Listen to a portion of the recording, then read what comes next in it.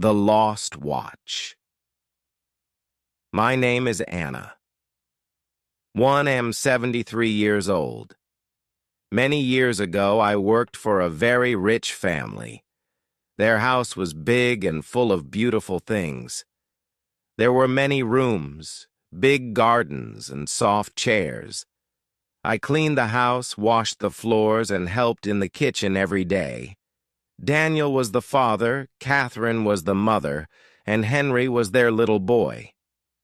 I liked my job and I felt happy there. I thought I would stay for many years. The family had many expensive things. They had gold lamps, silver plates, and old paintings. Catherine had many rings, necklaces, and watches. She loved one gold watch very much. She wore it every day and kept it close to her. She always smiled when she touched it. I knew it was very important to her. I was always careful when I cleaned her room. One morning, everything changed. Catherine could not find her gold watch. She looked in her room, but it was not there. She looked in the kitchen and the garden. She asked Daniel and Henry if they saw it. Then she asked me. I said I did not see it. She looked at me for a long time. I felt cold inside. That afternoon, things got worse. Daniel called me to the living room. Catherine stood next to him, and Henry hid behind her. Daniel spoke with a hard voice. He said they could not find the watch. He said they trusted me, but now they were not sure. I tried to speak, but my voice was weak. Daniel told me to leave the house. He said I must go and not come back. Catherine did not look at me. Henry stayed quiet. I packed my small bag. My hands were shaking. I wanted to cry, but I did not. I walked out of the big house slowly. The sky looked gray and heavy. I sat outside on the street with my bag. I did not know where to go. I felt small and lonely. People passed by, but no one looked at me. I thought about the house, the garden, and little Henry. I thought about the happy days I had lost. My heart was very heavy that day. As I sat there, I wondered why they believed I took the watch. I was always kind and honest. I cleaned their house like it was my own. I loved working there. But now they thought I was a thief. It hurt more than I can say. I closed my eyes and wished the day would end. I stayed on the street for a long time, feeling cold and tired. The day was slow and the sun went down. I watched the lights come on in the windows of the houses. I thought about where I could sleep that night. I had no home and no family in the city. My bag was small and light. It only had a few clothes and some coins. I got up and started to walk, but my legs felt heavy and weak. I found a small bench near a park.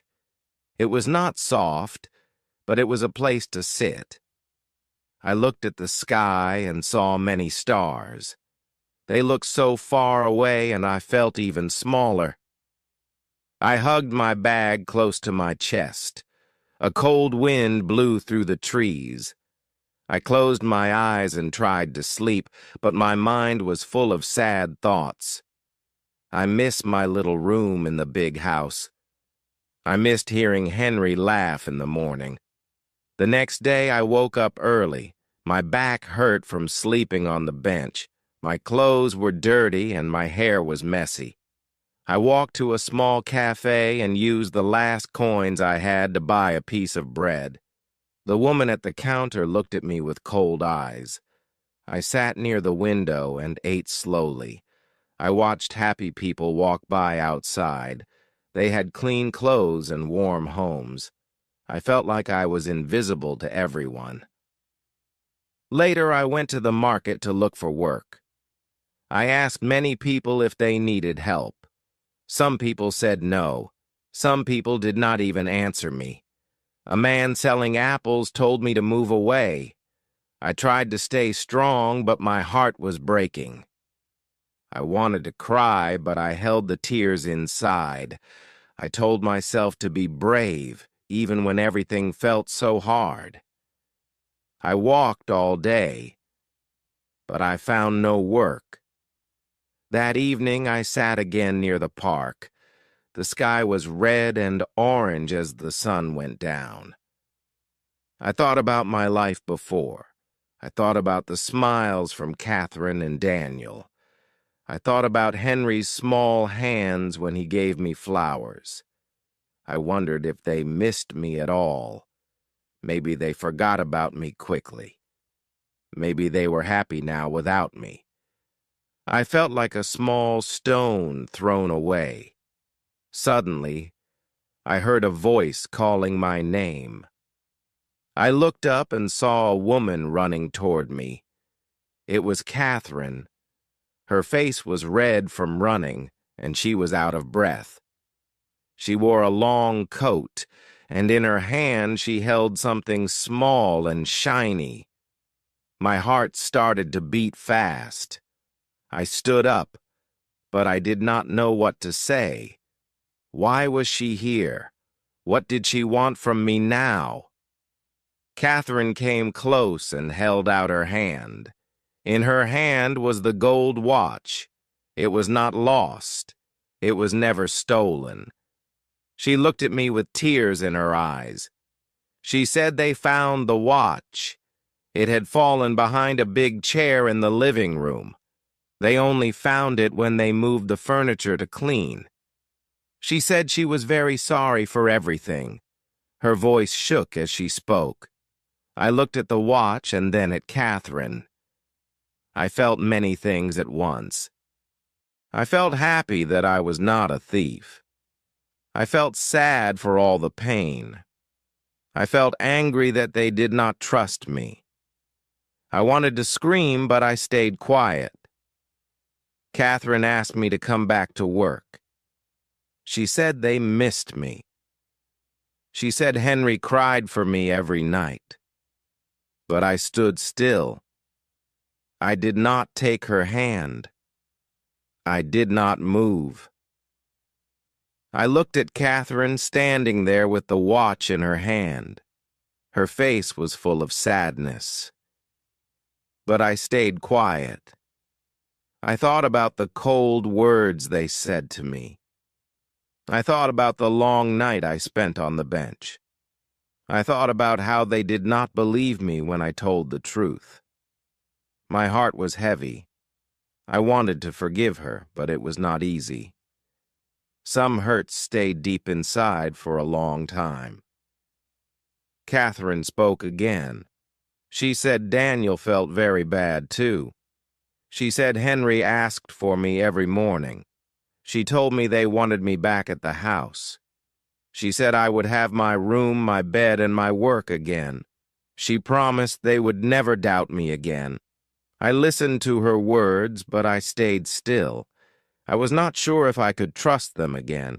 Trust is easy to break and hard to fix.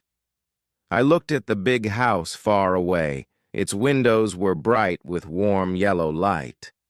I thought about the kitchen where I used to bake bread. I thought about the garden where Henry played. I thought about the room where I read my books at night. My heart pulled me back, but my mind told me to be careful. It is hard to go back to a place where your heart was broken. Catherine put the watch into her pocket and wiped her eyes. She said she understood if I could not forgive them. She said she just wanted me to know the truth. She said it was not right to judge someone so fast. She said she learned a big lesson. Her voice was soft and full of tears. I could see she really felt sorry, but I still felt cold inside. I took a deep breath and looked up at the sky. The stars were bright and beautiful. They looked so peaceful, so far from all the pain. I thought about my life and my dreams. I thought about finding a new place where people would trust me. I thought about starting fresh. Sometimes it is better to move forward than to go back. Catherine waited for me to say something. I opened my mouth, but no words came out. I just shook my head slowly. I picked up my bag and started to walk away. I heard Catherine call my name again, but I did not turn back. I needed time to heal. I needed time to believe in myself again. I needed to find a new path, a better one. As I walked down the empty street, the wind blew through my hair. My steps were slow, but each step felt a little stronger. I did not know where I would sleep that night. I did not know where I would work, but I knew one thing. I knew I did not want to live where my heart was not safe. I wanted a new beginning. I passed a small shop with a bright window. Inside, a woman was putting bread into baskets. She looked kind and busy. I watched her for a moment. Maybe I could find work there. Maybe this was a sign. I took a deep breath and stepped toward the door. It was time to begin again. I opened the door to the small shop. A warm smell of fresh bread and cake filled the air. The woman behind the counter looked up and smiled at me. Her smile was kind and soft. I felt a little hope inside my chest. I walked slowly to the counter and said hello. My voice was small, but she listened carefully. I asked if she needed any help. I told her I could clean, carry baskets, and help with customers. The woman's name was Maria. She said she owned the bakery with her husband, Tom. She looked at my tired face and dirty clothes. For a moment, she said nothing. I waited and hoped. Then she said I could help clean the bakery in the mornings. She said it would not be much money, but I could also have food and a place to sleep. I felt my eyes fill with tears, but I quickly looked down and said thank you. Maria showed me a small room behind the bakery. It had a little bed, a table, and a window that looked out onto the street. It was not big or beautiful like my old room, but it was warm and safe. I put my bag on the floor and sat on the bed. I felt so tired, but also a little stronger. I had a place to stay now. I had a chance to start again. That night I slept deeply for the first time in many days. The next morning I woke up early. I washed my face and brushed my hair. I wanted to look clean and ready. I swept the floor, cleaned the tables, and washed the windows. Maria smiled when she saw my work. She said I was fast and careful. Her husband, Tom, also smiled and gave me a fresh piece of bread. I felt happy again. I felt useful. I was not a lost girl anymore. As the days passed, I learned more about the bakery. I learned how to arrange the bread, how to help customers, and how to pack cakes. I liked hearing the happy sounds of people talking and laughing. I liked the smell of fresh bread every morning. I liked feeling needed. Maria and Tom never spoke to me with cold voices. They trusted me, and I trusted them back. One evening, after a long day of work, Maria sat with me. She asked me about my past. I told her a little about the rich family, the lost watch, and how they sent me away. She listened carefully and held my hand. She said that sometimes people make mistakes. She said that good people can be hurt by the mistakes of others. I felt my heart grow a little lighter when I heard her words. I started to smile more each day. I made new friends in the neighborhood.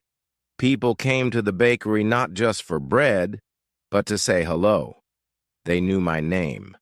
They liked my smile. I was not invisible anymore. I was part of something small, but kind. It was not a big house with gold lamps, but it was a place full of warm hearts. It was enough for me. One afternoon, as I cleaned the window, I saw Henry across the street. He held his mother's hand tightly. Catherine stood beside him, looking at the bakery. For a moment, our eyes met. I felt my heart jump. Henry waved a little hand at me. Catherine smiled sadly and nodded once. Then they walked away into the busy street, and I watched them go without a word. After seeing Henry and Catherine, I stood by the window for a long time. My heart was full of feelings I could not name. I thought about running after them. I thought about calling their names. But I stayed still. I knew I was not the same girl anymore. I had changed. My life had changed. Sometimes love is not enough when trust is broken. I wiped the window slowly and went back to my work. Maria noticed my quiet mood. She came and placed a warm loaf of bread in my hands. She did not ask me any questions. She just smiled and said, "You are safe here." Her words felt like a soft blanket around my heart. I smiled back and said, "Thank you." I knew that not everyone needed to know my past. What mattered now was my future, and my future looked a little brighter with each new day. The bakery grew busier as the days passed. People liked our bread and cakes. They liked the warm smell and the happy feeling inside the shop. Sometimes children came in after school, laughing and pointing at the sweet cakes. Old men sat by the window, drinking tea and telling stories. I liked watching them. I liked being part of their small, simple joys. It made me feel at home. One evening, Tom came to me with a small envelope. Inside was my first week's pay. I held the money in my hand and felt proud. It was not much, but it was mine. I had earned it with my own work. I decided to save it carefully. I dreamed of one day renting my own little room, maybe even starting my own bakery. Dreams that once felt far away now felt a little closer. Sometimes at night, when the bakery was quiet, I sat by the window and looked at the stars. I thought about all the people who had come and gone in my life. I thought about the lessons I had learned: trust, kindness, patience, and strength. These things were more important than gold watches or big houses. These things stayed with you even when everything else was gone. One rainy morning, a little girl came into the shop with wet shoes and a sad face. She lost her coin and could not buy bread. I smiled and gave her a small bun for free. Her face lit up with joy, and she said, "Thank you again and again." Maria saw everything and smiled at me. That day I learned something important. Giving kindness is sometimes more powerful than getting rich.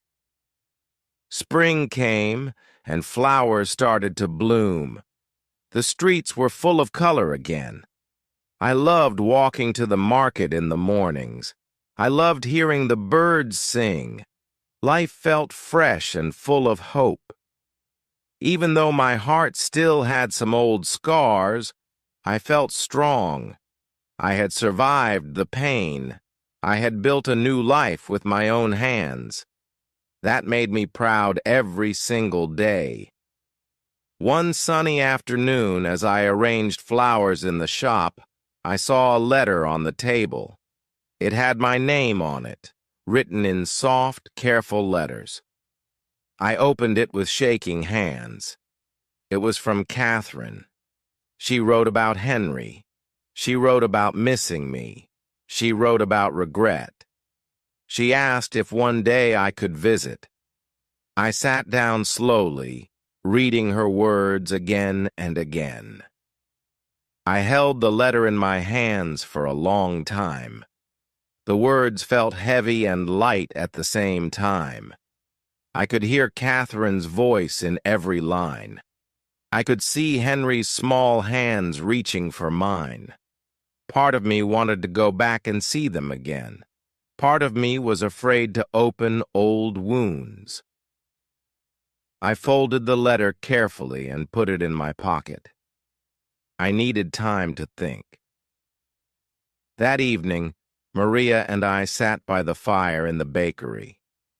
I told her about the letter. She listened without speaking. When I finished, she simply said, "Follow your heart." Her words stayed in my mind all night. I knew I could not stay stuck in the past. I had built a new life, but the old life was still a part of me. I had to find a way to make peace with it. The next morning, I packed a small bag. I wore my best dress and brushed my hair carefully. I told Maria and Tom that I would be gone for a day. They smiled and wished me luck. I walked through the busy streets with my head held high. My heart was beating fast, but my steps were steady. I was not the scared girl who ran away before. I was stronger now. When I reached the big house, I stood outside the gate for a long time. The garden was still green and full of flowers. The windows were clean and bright. It looked the same, but I knew I had changed. I rang the bell and waited. Catherine opened the door. Her face showed surprise, then hope. She stepped aside to let me in without saying a word. Henry ran to me with open arms. He hugged me tightly, and I felt tears fill my eyes. Catherine watched us with wet eyes, too. She said she was sorry again and again. She said she had learned a lot. She said she never should have doubted me. I listened quietly. I could see that she meant every word.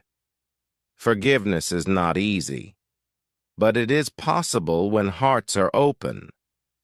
We sat in the sunny kitchen and drank tea. Henry showed me his toys and told me about school. Catherine asked about my life in the bakery. I told them about Maria and Tom, about the bread, and about the kindness I found there. They listened with real smiles. It felt strange, but good to sit there again. It felt like closing a long, painful story. When the sun began to set, I stood up to leave. Catherine asked if I wanted to stay for dinner, but I said no. I needed to return to my new home. I hugged Henry and kissed his small forehead. I shook Catherine's hand and smiled. I felt no anger, no sadness. I only felt peace. It was time to move forward with an open heart and a strong spirit. As I walked back to the bakery, the sky turned pink and gold. I thought about everything that had happened. I thought about the lost watch, the lost trust, and the lost home. But I also thought about what I had found: strength, kindness, and a new family. Sometimes losing something shows you what really matters. Sometimes losing is the first step to truly finding yourself. It's a good way to practice English every day. Don't forget to like this video and subscribe to the channel for more stories.